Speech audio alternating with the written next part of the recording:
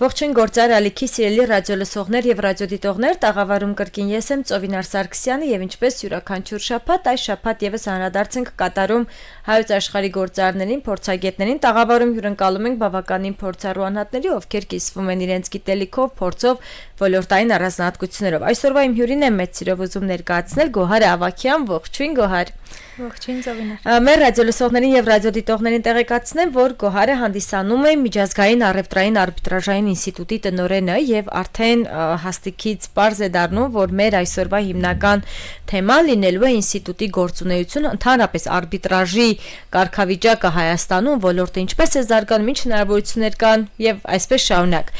Մինչ ոլորտային հարցերին անդրադառնալը, Գոհար, ձեր մասնագիտական հենքը կնշեք ու նաեւ հաջորդ արդեն հարցը ինչպես է ստեղծվել ինստիտուտը, ինչ հիմնական առաքելություն ունի։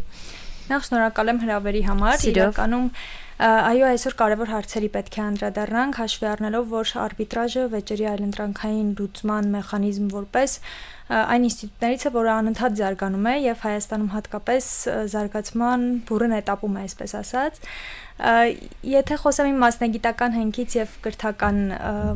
հենքից, ապա ես ավարտել եմ Երևանի Պետական համալսարանի իրավագիտության ֆակուլտետը, բակալավր, հետագայում մագիստրատուրան արդեն գործարարական իրավունքի ուղղությամբ, ասպիրանտուրան եւս ավարտել եմ այս պահին ատենախոսության պաշտպանության փուլում եմ եւ արտոնագրված փաստաբան եմ, արտոնագրված հաշտարար եմ, մարդ ով գտնվելով, այսպես ասած, վեճերի լուծման տարբեր մեխանիզմներում, հա, որպես փաստաբան դատարանում, որպես հաշտարար հանդես գալով ըստ էության շատ կարևորում է նաև արբիտրաժի զարգացումը, որովհետև ինչպես ասացի, դա շատ կարևոր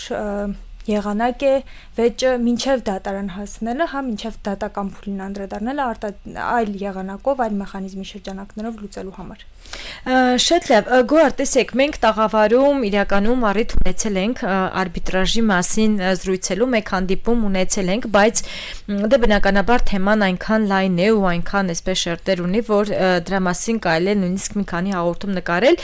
բայց մի փոքր կնշեք ընդհանուր հայ ինստիտուտը, որը որ վերջերս է ձևավորվել, ինչից ելնելով է ձևավորվել, այսինքն որն է եղել ամենակարևոր խթանը, պատճառը կամ միգուցե այն տեսլականը կամ ոլորտում ինչ-որ խնդիրներ լուծելու միտումը, որի հիման վրա ձևավորվել է եւ դրան լրացնող հարցը արդեն ընդհանրապես որքանով է պահանջարկված արբիտրաժը Հայաստանում կամ որքանով են ընդհանրապես եւ գործարարները եւ ինչու ոչ նաեւ առօրյա կյանքում ծանոթ այս ինստիտուտին, գործունեությանը, ինչ նպատակ է հետապնդում եւ այսպես շարունակ։ Շատ կարևոր հարց եք տալիս, եթե կարելի է ես երկրորդ բաղադրիչից սկսեմ, որովհետեւ իրականում այն թե ինչքանով է հայաստանյան շուկայում պահանջված արբիտրաժը գալիս է նրանից, թե ինչքանով է արբիտրաժը իր ամբողջական գործիքակազմով հայաստանյան շուկայում կիրառվում։ Եթե մենք նայում ենք այսօր արբիտրաժային հաստատություններին եւ հիմնականում արբիտրաժի շրջանակներում հայաստանյան շուկայում գտնվող վեճերին, ապա սրանք հիմնականում ֆինանսական ոլորտում մեծամասամբ, չեմ ասում 100%-ով, բայց մեծամասամբ այդ պարտքերի հավաքագրման գործերն են որպես այդպեսին, բայց իրականում արբիտրաժը, եթե նայում ենք միջազգային շուկան, զարգացվածության աշճանը եւ ինչ գործեր են հիմնականում քննվում, արբիտրաժը իրականում առաջարկում է շատ ավելի լայն գործիքակազմ, որը այսօր ցավոք սրտի Հայաստանում ամբողջապես չի կիրառվում։ Հատկապես ներդրումային վեճերի, առևտրային վեճերի լուծման գործընթացում, այն վեճերի, որոնք բխում են գործարար իրավահարաբերություններից եւ բիզնես ոլորտից, սա շատ գործուն արդյունավետ մեխանիզմ է վեճի լուծման համար։ Եվ երևի թե հենց սա կապելով ինստիտուտի ստեղծման գաղափարի հետ, ի տարբերություն հայաստանյան շուկայում գտնվող այլ հաստատությունների, որոնցում եթե նայենք հիմնականում մեծամասամբ հիմնադրումը գալիս է իրավաբանների նախաձեռնությամբ, մեր ինստիտուտի պարագայում հակառակ կողմից գործընթացը սկսվեց, այսինքն եկավ նախաձեռնությունը գործարարների շրջանակից եւ հենց դրանով է պայմանավորված, որ համահիմնադիրներից է նաեւ Մանթաշանց գործարարների ակումբը, որի նախաձեռնություններից էր ըստ էության նաեւ ինստիտուտի ստեղծումը եւ քանի որ կարիքը ըստ էության իրականում վեճերի արդյունավետ լուծման հենց առաջին հերթին գործարարներինն է, շատ հետաքրքիր է, որ հակառակ արագ process-ը ստացվեց, այսինքն կարիքը բարձրացվեց գործարարների շրջանակից եւ դրա հիման վրա տրվեց արձագանքը։ Եվ Մանթաշանց գործարարների ակումբի հետ համահիմնադրելով ELL իրավաբանական գործընկերությունը արդեն, որը որ ըստ էության կարիքի արդյունավետ մեխանիզմներ մշակեց եւ ընդհանուր այսպես որոշվեց, թե ինչ եղանակով պետք է ինստիտուտը գործի, արդեն կարիքի գնահատման արդյունքում նաև ELL ընկերությունը, որը հատկապես ներդրումային արբիտրաժի շրջանակներում ես կասեմ, ունի հենց ներդրումային վեճերի լուծման միջազգային, կենտրոնի շրջանակներում շատ մեծ փորձ, որովհետև առաջիններից է եղել ըստ էության իրավաբանական շուկայում, որը որ ներկայացրել է այս պետություն մի կողմից եւ մյուս կողմից ներդրող իրավահարաբերություններից վեճ է տարել ECD քննությանը եւ այս համատեքստում արդեն ըստ էության նաեւ ներգրավելով միջազգային արբիտր Տաթևիկ Կարապետյանի փորձառությունը միջազգային ոլորտում վեճերի լուծման արբիտրաժային եղանակով եւ նաեւ վերջինիս ըստ էության համագործակցությունները տարբեր հեղինակավոր արբիտրների հետ մենք ունեցանք այն ինստիտուտը, որը որ ձևավորվեց եւ ինստիտուտի բուն նպատակը հնարավորինս այս արբիտրաժի հնարավորությունների ընդլայնումն է հենց հայաստանյան շուկայում, այսինքն փորձել ցույց տալ գործարարներին, թե ինչ հավելյալ գործիքակազմեր ունեն իրականում դատարանից զատ վեճերը լուծելու, որը արագ է, որը եթե անդրադառնամ արդեն արբիտրաժի առավելություններին, որը արագ է, որը կանխատեսելի է, պրոֆեսիոնալ է եւ ըստ էության շատ արդյունավետ, որը որ արդյունավետությունը արդեն բխում է կոնկրետ առանձին վեճերի բնույթից եւ էությունից, որպես այդպես։ Տեսեք, Գոհար, նշեցիք արբիտրաժի առավելությունների մասին ու նաեւ նշեցիք, որ շուկան բավականին ակտիվ կերպով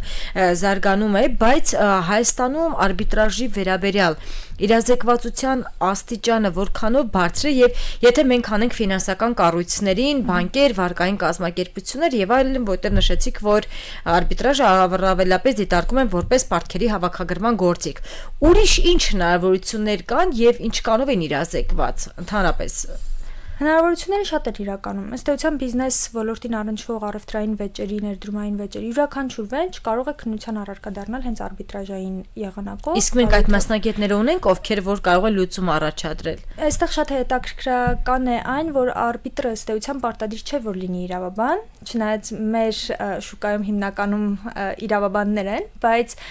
պարտադիր չէ, որ լինի իրավաբան եւ ըստ էության մեր ինստիտուտի որդեգրած քաղաքականություններից մեկն էլ հենց դա է եւ առանձնահատկությունը դա է, որովհետև մեր արբիտրների կազմում ոչ միայն միջազգային հեղինակավոր արբիտրներ են, որոնք տարբեր ուղղություններով ունեն բազմամյա փորձառություններ միջազգային հեղինակավոր արբիտրաժային ինստիտուտներում ներկայացության,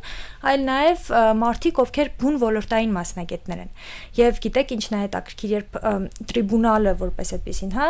կարող է իրականում իրականացվել եւ առանձին արբիտրով մեկ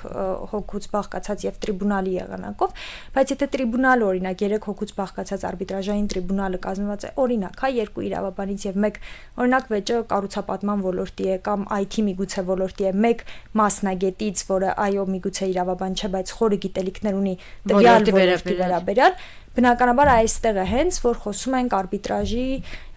ինստիտուտի այդ կարևոր առանձնահատկությունից, արդյունավետությունից, որը բխում է վեճի էությունից, այսինքն եթե մենք գնում ենք դատարան, մենք մեր գործը վստահում ենք դատավորի, ով իրավաբան է, բնականաբար ունի բարձր պրոֆեսիոնալիզմ, սա անքննելի է, բայց մյուս կողմից արբիտրաժը մեզ տալիս է հնարավորություն ներգրավելու նաև անձի, ով հենց բուն ոլորտի մասնագետ է եւ սա հնարավորություն է տալիս միգուցե շատ ավելի արդյունավետ վեճ լուծելու։ Շատ լավ, Գոհար, իսկ մեզանում նաև քանի որ գործարարության ոլորտից խոսեցինք ու նաև ներքևից է ըստ էության պահանջարկը եկել, եթե իմ նշած ոլորտներ հանենք, բիզնես այլ ոլորտներում, օրինակ արտադրություն կլինի, ագրոբիզնես կլինի եւ այլն, որքանով է այս գործիքը ընդունված եւ ինչ այսպիսի օրինակներ կարող եք մատնանշվել, որոնք որ գնացել են հենց արբիտրաժային լուծման այսպես ճանապարհով եւ հաջողել են, որը որպես կարող է լինել նաև օրինակելի кейս նաև այն ընկերությունների համար, ովքեր որ օրինակ հենց այս պահին մեր ռադիոլսողների եւ ռադիոդիտողների մեջ կան անհատներ, ովքեր այդ հարցերի շուրջ են եւ կարող են սանտրել որպես այլընտրանքային ուղի։ Իրականում շատ կարևոր մի բանից խոսեցիք՝ իրազեկվածությունից։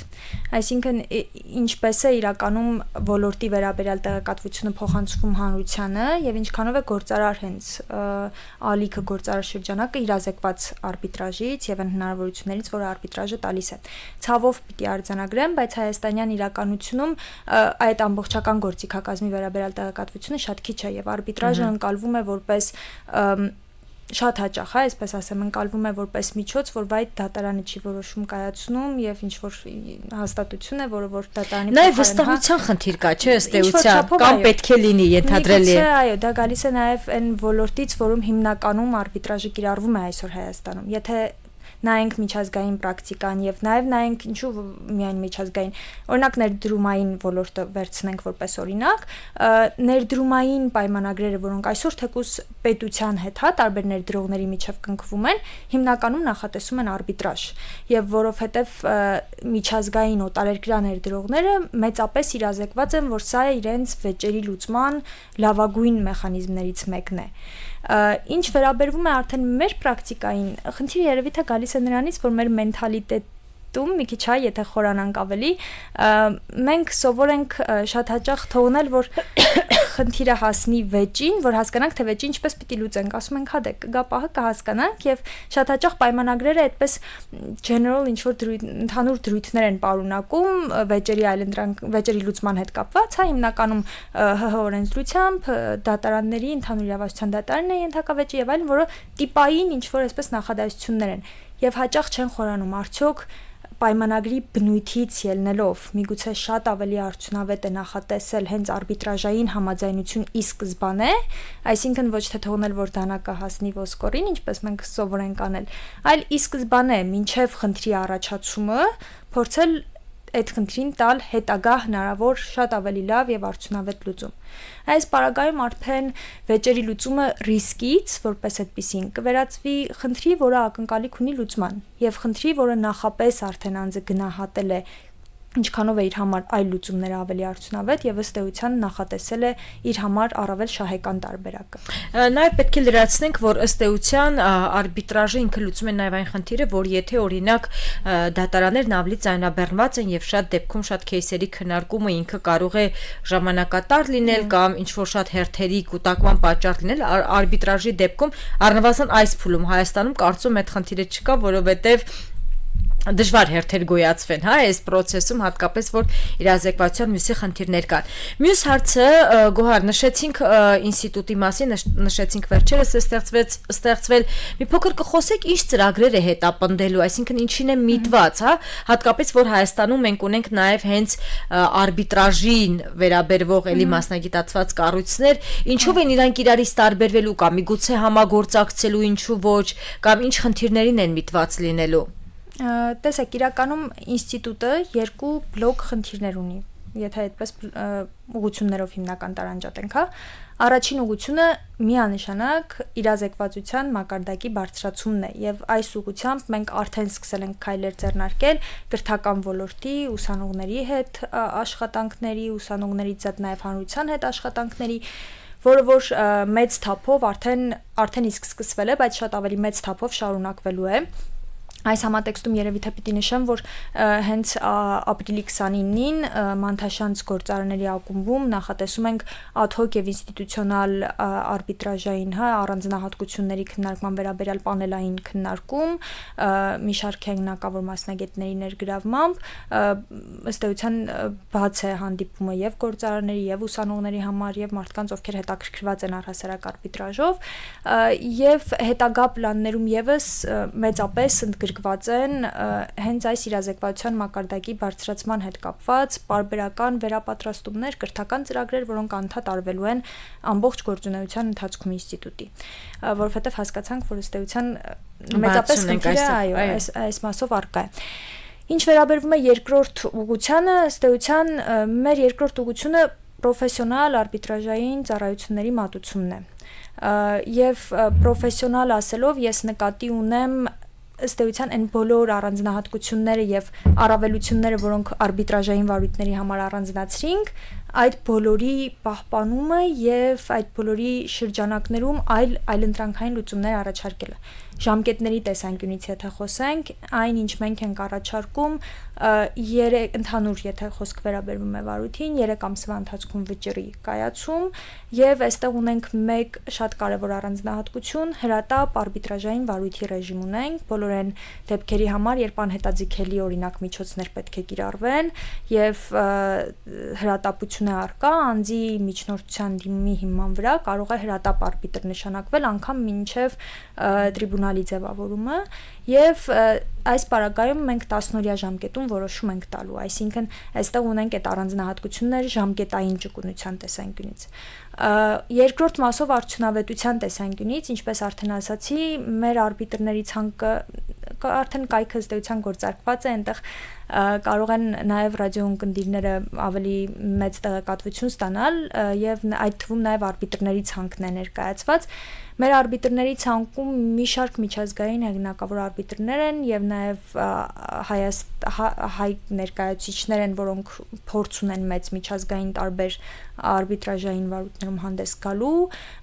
եւ ըստ էության պրոֆեսիոնալիզմը նաեւ եւ այդ ճկունությունը գործի արդյունավետության տեսանկյունից գալիս է այդտեղից, որովհետեւ մենք մեծապես շահագրգռված ենք ընդգրկելու ոչ միայն իրավաբանների, այլ նաեւ ոլորտի պրոֆեսիոնալների, ովքեր կկարողանան վեճերը շատ ավելի արդյունավետ լուծել ըստ էության։ Ժամկետներ, արդյունավետություն, ճկունություն, ֆինանսական կանխատեսելիություն, որովհետեւ մենք սրանից զատ առաջարկում ենք նաեւ նախապես հստակ այն գնային հաշվարկը, որը ըստ էության բիզնեսի համար կարծում ենք կարևոր է եւ թվային համակարգում ուղղակի ընտրելով, հրատապ են վարույթ են նախատեսում, թե նախատեսում են սովորական վարույթ, նախատեսում են 3 արբիտր, օրինակ արբիտրների կազմից տրիբունալ թե մեկ այս ընտրությունները կատարելով հենց համակարգը ինքը տալու է այն հաշվարկը ծախսերի մոտավոր, որը որ անձը կրելու է ընթացքում, ինչպես նաեւ խոսելով թվայինի մասին, քանի որ այսօրվա դարաշրջանը մեծապես նաև թվային տեխնոլոգիայի դարաշրջան է, մենք այս փաստը եւս բաց չենք թողել եւ ինստիտուտը ըստ էության նաև առաջարկում է ամբողջ գործընթացի թվային իրականացում, որովհետև դիմումները ինչպես կարող են արձերեն կամ փոստով փոխանցվել ինստիտուտին, այնպես էլ կարող են թվային համակարգով անել եւ բնականաբար նաև լսումները, որոնք որ նախատեսում ենք ոչ միայն եթե իհարկե լսումներով կընթանա գործընթացը, ոչ միայն ֆիզիկապես ներկայության պայմաններում, այլ նաև առցանց եղանակով իրականացնելու հնարավորություն ենք տալիս։ Շատ լավ, Գոհար, եւ արդեն վերջին հարցը ուղղելով, վստահաբար մեր ռադիոլսողների եւ ռադիոդիտողների մեջ կլինեն անհատներ, ովքեր որ հետաքրքրված են ոլորտով կամ համագործակցության եզրերով, ինչպես գտնեն ձեզ,